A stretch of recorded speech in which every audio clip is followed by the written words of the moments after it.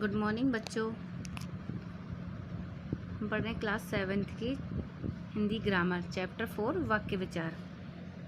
वाक्य भाषा वाक्यों का ही समूह है। वाक्यों का निर्माण शब्दों को मिलाकर होता है। वाक्यों का निर्माण किसको मिलाकर होता है? शब्दों को। वाक्य भाषा की सबसे अर्थपूर्ण इकाई है, क्योंकि किसी भी शब्द का निश्चित अर्थ वाक्य में प्रयोग किए जाने पर ही मिलता है। शब्द जब वाक्यों में प्रयोग किए जाते हैं तब वे पद कहलाते हैं। शब्द जब वाक्यों में प्रयोग होते हैं तो वो क्या कहलाते हैं? पद कहलाते हैं। वाक्य रचना में पदों का एक व्यवस्थित क्रम होना भी आवश्यक है। वाक्य रचना में पदों का एक व्यवस्थित क्रम होना भी आवश्यक है, यानी कि सही तरीके से होना आवश्यक है। यदि पदों को व्यवस्थित ढंग से नहीं रखा जाए तो सार्थक वाक्य नहीं बनता है। जैसे उदाहरण के लिए देखिए, रहा है बाजार मदन जा, तो ये सही क्रम से नहीं है, व्यवस्थित क्रम से नहीं है शब्द, तो इसका क्या होगा? मदन बाजार जा रहा है।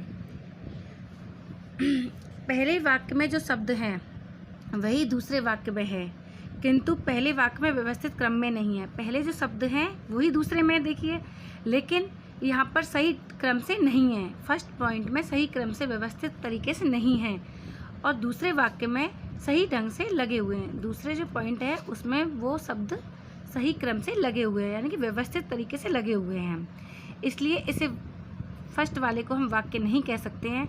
जिस शब्द में पूरी बात समझ में नहीं आती है वो वाक्य नहीं होती है, और जिस शब्द में शब्दों को सही ढंग से रखा जाता है वाक्य जब पूरी बात समझ में आती है वह वाक्य कहलाता है।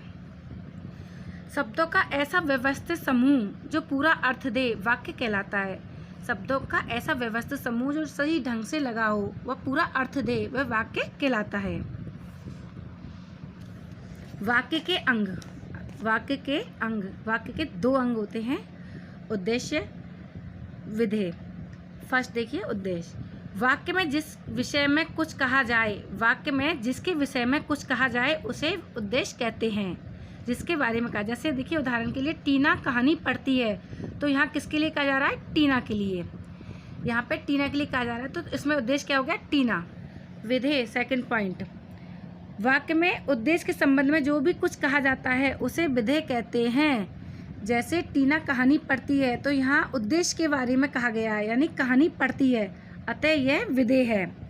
उद्देश्य की आवश्यकता प्रत्येक जगह नहीं होती है, कहीं कहीं बिना उद्देश्य के भी वाक्य भावपूर्ण बन जाता है।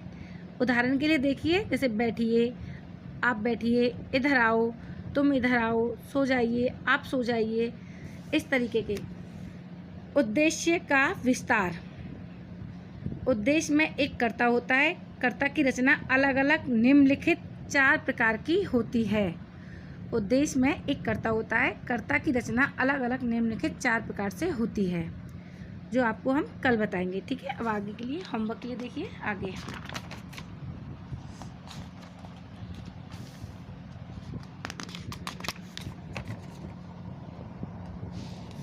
बहुविकल्पीय प्रश्न। आज बारिश नहीं हो रही है, यह किस प्रकार का वाक्य है? आपका फर्स्ट पॉइंट क्या है? आज बारिश नहीं हो रही है, यह किस प्रकार का वाक्य है? आज्ञावाचक, संकेतवाचक या निषेधवाचक? तो इसका आंसर है निषेधवाचक। Second point. जिन वाक्यों में इच्छा, आशा या शुभकामना व्यक्त की गई हो वे कहलाते हैं आ संदेहवाचक, विस्मयादिबोधक, इच्छावाचक वाक्य।